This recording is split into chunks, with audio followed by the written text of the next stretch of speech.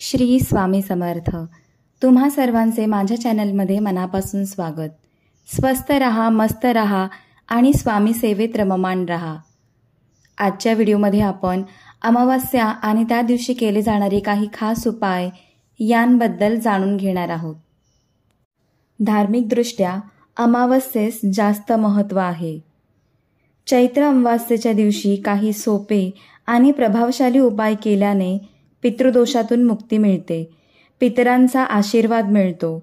अशा वेळी काही खास उपाय केल्यास पितृदोषाबरोबरच आर्थिक समस्या आणि जीवनातील प्रत्येक समस्येतून सुटका होऊ शकते। अमावास्येच्या दिवशी घराची साफसफाई करून धूळ, जाळी जळमटे काढून घर स्वच्छ करावे। घरातील टाकाऊ वस्तू घराबाहेर कराव्यात। स्वयंपाकघरातील ओट्याची आणि शेगडीची स्वच्छता करून पंचोपचार पूजा करावी।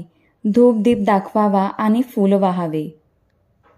त्याचप्रमाणे हळद, खडा मीठ आणि गोमूत्र मिश्रित पाण्याने घराची लादी स्वच्छ करावी। उंबरठ्याला हळदीचे लेपन करावे आणि उंबरठ्याची पंचोपचार पूजा करावी। चैत्र अमावास्येच्या दिवशी पितरांशी संबंधित उपाय खूप लाभदायक ठरतात। या दिवशी दानधर्म करण्याला अधिक महत्त्व आहे।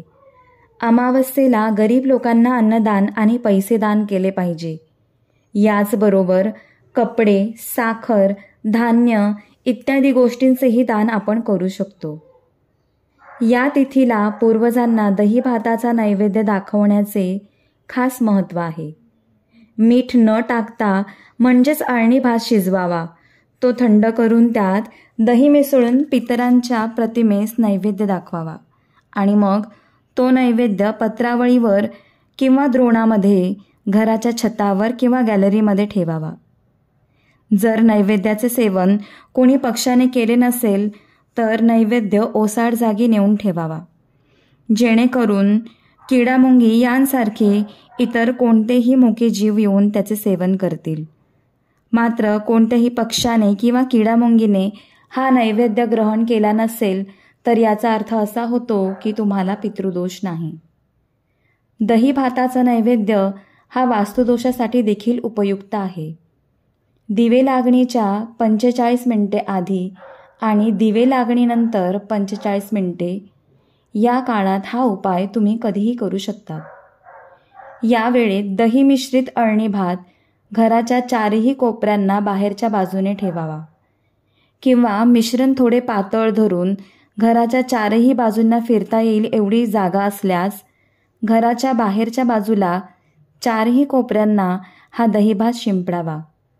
त्यानंतर घरात येऊन हातपाय स्वच्छ धुवावेत। कुलदेवीस दिवा लावून नामस्मरण करावे। काही वेळेस अमावास्या पौर्णिमेच्या 2-3 दिवस आधी आणि 2-3 दिवस नंतर अस्वस्थ वाटते। कोणतेही कारण नसताना घरात वाद होतात। असे असल्यास दही मिश्रित अळणी भात एका द्रोणात किंवा वापरात नसलेल्या भांड्यात बाथरूमच्या खिडकीत ठेवावा, म्हणजेच घरातील सांडपाणी जेथून बाहेर पडते अशा ठिकाणी ठेवावा।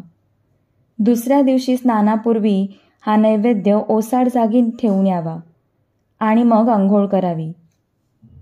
साधारणतः एका अमावास्येस हा प्रयोग केल्यास त्याचे फळ त्वरित मिळते। न मिळाल्यास सलग 11 अमावास्येस हे व्रत करावे। व्हिडिओ आवडल्यास लाईक, सबस्क्राईब आणि शेअर करायला विसरू नका।